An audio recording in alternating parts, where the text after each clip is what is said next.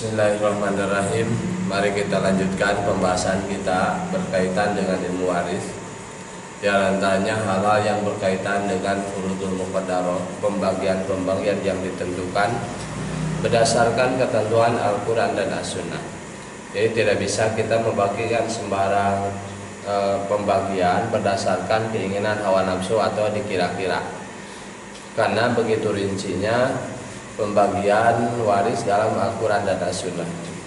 Bahkan dalam hadis, ta'allamul faraidha wa 'allimuhan nasa fa innahu nisful ilmi wa huwa yunsa wa huwa awwalu syai'in yunza'u min ummati.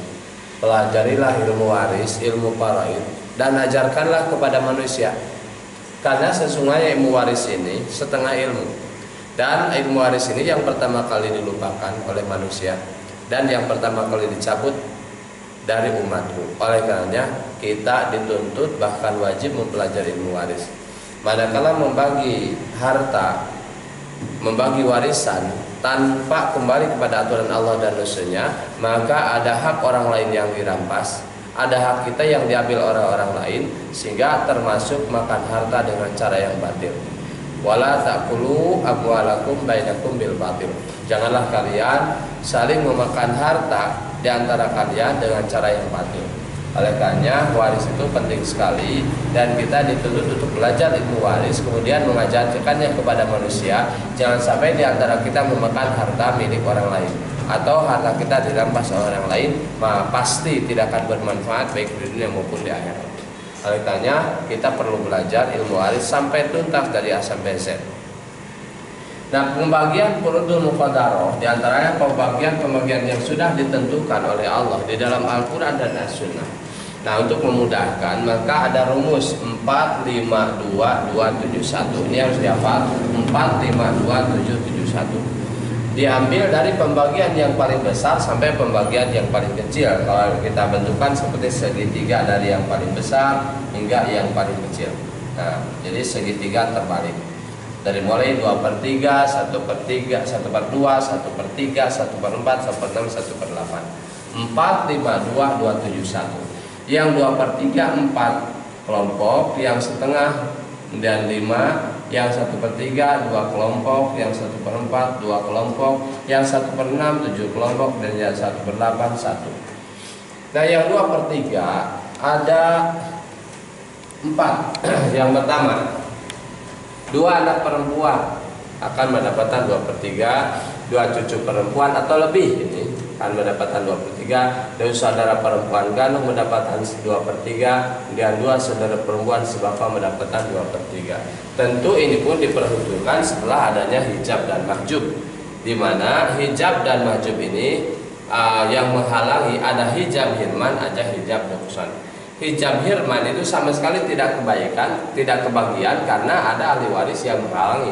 Seperti hanya seorang cucu perempuan, maka tidak mendapatkan ketika ada anak laki-laki, itu hijab hirman sama sekali tidak menerima, tertutup sama sekali. Dia yang kedua hijab nuksan itu berkurang. Yang seharusnya suami yang seharusnya mendapatkan 1/2 karena ada anak, maka berubah jadi 1/4. Ini disebutnya hijab nuksan. Kita sudah pelajari hijab mahjub juga. Tapi secara umum pembagiannya seperti ini. Dia nanti ada lagi penjelasan tentang adanya hijab dan mahjub. Kemudian yang setengah, yang mendapatkan setengah seorang anak perempuan. Nah, mendapatkan setengah manakala seorang diri, tidak ada yang lain. Dan seorang cucu perempuan manakala tidak ada anak perempuan.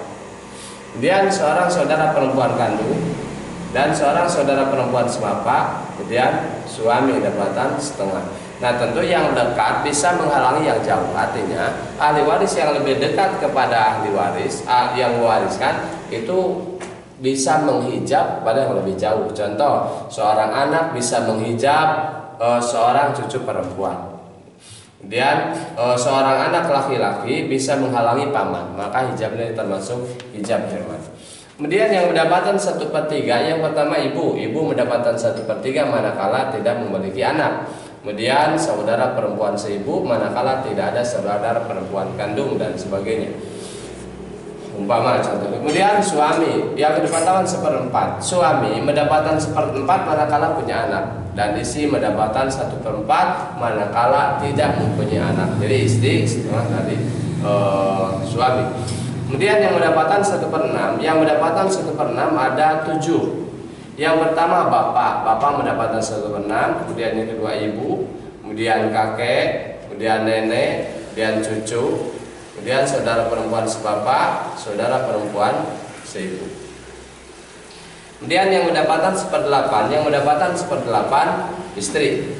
Nah, ini istri kalaupun punya anak, kalau tidak punya anak maka istri mendapatkan 1/4.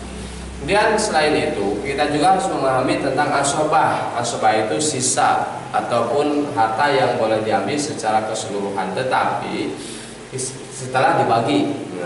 Nah, asobah di sini secara garis besar dibagi 3. Yang pertama asobah binafsi, asobah dengan sendirinya. Ini diantaranya ahli waris laki-laki, termasuk anak, bapak bisa menjadi asobah diantaranya. Kemudian paman juga, dan ahli waris laki-laki.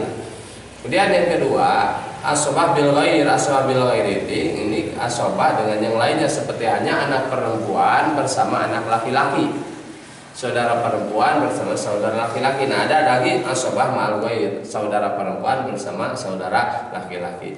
Nah, 3 hal ini maka harus dipahami sebelum adanya pembagian waris, yaitu furudul muqaddarah, kemudian asobah, kemudian hijab dan mahjub. Maka insya Allah pertemuan berikutnya kita akan membahas tentang cara pembagian waris berdasarkan Al-Quran dan As-Sunnah, kemudian dirumuskan seperti apa pembagiannya, kemudian dikaitkan dengan furudul muqaddarah, kemudian dikaitkan dengan asobah binafsi, hijab dan mahjub. Kemudian lagi kita nanti ada pembagian waris, bagaimana cara-cara pembagian waris, baik itu menyangkut masalah ada semacam awal, ada semacam ron dan lain sebagainya. Insya Allah pertemuan yang akan datang kita menjelaskan tentang cara-cara pembagian waris supaya adil sesuai dengan petunjuk Allah dan Sunnah. Jazakumullah. Wassalamualaikum warahmatullahi wabarakatuh.